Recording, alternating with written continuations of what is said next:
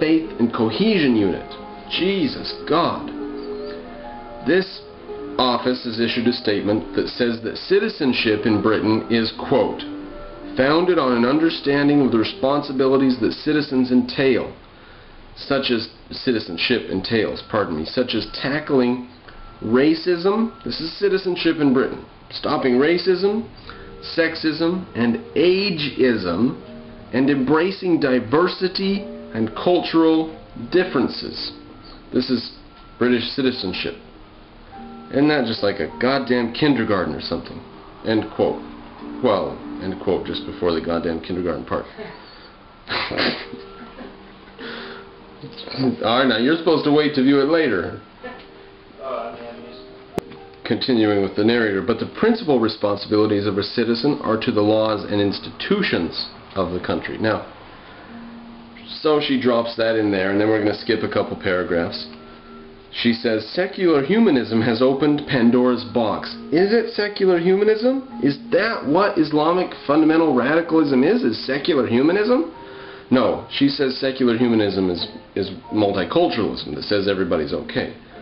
I don't know if that was even secular humanism. That might have been just a bit of nihilism, I think, very possibly. A hatred of the West, and out of that, a very polite way to say we hate the West is to say everybody's just as good as the West. They called it multiculturalism, put flowers all over it, and sold it. But that's not secular humanism. I think secular humanism is the stuff that fought against cannibalism in the Congo and stuff. And, you know, when the British went and found skull shrinkers and stuff in India, they tried to stop that kind of shit. No, secular humanism doesn't embrace this stuff in the face of in the tone of multiculturalism. It rejected it, and secular humanism was shunted under in a way, and multiculturalism is not secular humanism, and secular humanism does not give rise to multiculturalism. But, putting that point aside, which she doesn't get, she says, quote, detaching values from religion meant that there was no reason to adhere to any framework at all. Oh my God. The only possible framework, she therefore says, she implies that the only possible framework for values is religion. And if you take religion away from the framework of values and say there's one religion, there's another, and they're both equal, then there's no framework of values at all. So she's offering here, in that sentence, she's saying, Islam's wrong, Christianity's right. We should go with the Christian view, the Judeo-Christian view, the Muslims have got it all screwed up. And there's not a lot of future in that, I'm afraid. Now, I don't know how many of you know how much about postmodernism, but that's where the next sentence goes to. She says, that, well, let's go to it. The elevation of the individual, the attack on authority. First of all, those are not necessarily corollaries. Ayn Rand elevated the individual and said that there will be jails to put people away who don't like the individual being elevated. So those aren't necessarily, don't go together, but the attack on the elevation of the individual, and who's elevating the individual besides Ayn Rand? Not the Muslims, not, oh, maybe it's this postmodernist, these multiculturalists who say every individual is special and his own views are special. Now, is that elevation of the individual or stamping the individual out under his cultural identity and his ethnic identity and his religion?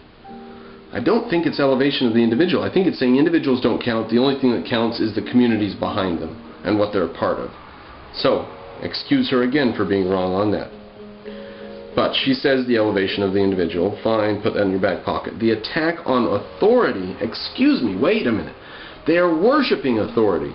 They will not think for themselves. They will only they will toe the line of what the multiculturalists and the professors at the universities and the government officials and the preachers say.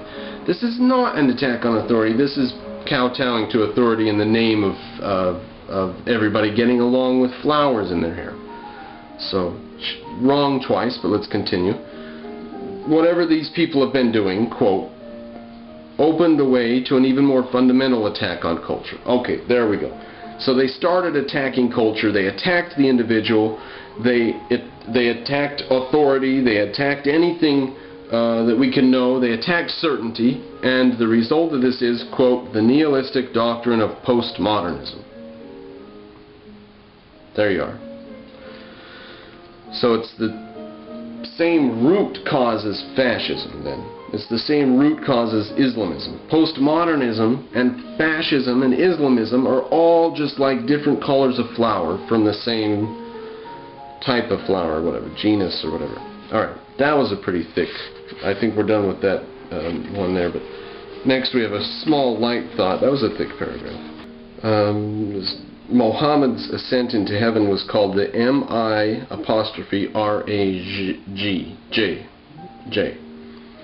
Miraj, right? So I thought that was funny. That was worth laughing at. Muhammad ascending into heaven is a mirage. That's brilliant. Like I said, a light thought on the page 118. I've mentioned that there's nothing different between Marxism and communism on the one hand and Islamism on the other. Marxism is the root cause of the root philosophy behind Islamism. So, quote, much of the reason for this lies in the end of the Cold War. With the collapse of communism and the end of the dream of a worker's control, the left alighted upon the Palestinians as the new proletariat, whose cause could be championed as a weapon against Western society, right? So you can't, at the end of the Cold War, you cast about who else is fighting the West? Who else is fighting against freedom and democracy and capitalism and individualism? Palestinians. They're fighting Israel. Plus, bonus, ding ding ding, jackpot, they're fighting the Jews. We get to even bring back the old Jew hatred bit. And who thought we'd see that again so soon? Continuing the quote, since the left demonizes America and Western capitalism and lionizes the Third World and all liberation movements, the Palestinian Arabs were a natural cause to be championed, victims of America, imperialist power through the actions of its proxy, Israel. And again, like I say, it brings in Jews in the back pocket. Who can't hate a Jew? If you're a stupid idiot, then you can hate Jews. It's easy to hate Jews. It's easier than chewing bubblegum. Page 126. Different quote. Now, if you live in Britain, you know that the BBC cannot be. It's like worse than Pravda or TASS. I think TASS. I think that was the foreign news, the news service in Russia, and Pravda was one of their national newspapers. And you basically knew you couldn't get anything from them. They were full of shit. For example, if they announced that the American government has started an imperialist action by saying some insults at you, you know that your government has probably put nuclear missiles near the American shore or something. If they're insulting the American government, then it probably means that your government's done something bad or drastic. They had to read between the lines, and that's how it is in the BBC. You have to read between the lines. If it says something like, today Israel launched a massive attack against the Palestinians, killing dozens of people and blowing up many buildings, you need to read between the lines and say, oh, wow, there must have been a major offensive over the last few months against Israel, which there was in that particular case. But you never heard anything about that. You don't hear about Israel being attacked. You only hear about their retaliation. And then those reports are exaggerated and selective. Quote, probably the greatest single reason for the obsessive and unbalanced focus on Israel is the prejudice and hostility of the BBC's reporting. Unlike newspapers, the BBC is trusted as a paradigm of fairness and objectivity. In fact, it views the world from a default position on the left, and since it regards this as the political center of gravity, it cannot acknowledge its own bias. The BBC is thus a perfectly closed thought system. Pretty good summation. Yeah, if you've watched any interviews with people from the BBC, they interview Ayaan Hirsi Ali, Richard Dawkins, and Christopher Hitchens, and they can't get anything straight. They can't do anything. Alright, to page 159. Last quote from the book. There may be some more good material in here, but not a lot if you're familiar with the situation. Judges, the judiciary in Britain, have a major effect on this problem that they're having over there. Now, I suspect we would have a similar problem in America, but we've got less of a monolithic judiciary system. We've got some judges that are elected, some judges that are appointed for life, some judges that have to have certain qualifications.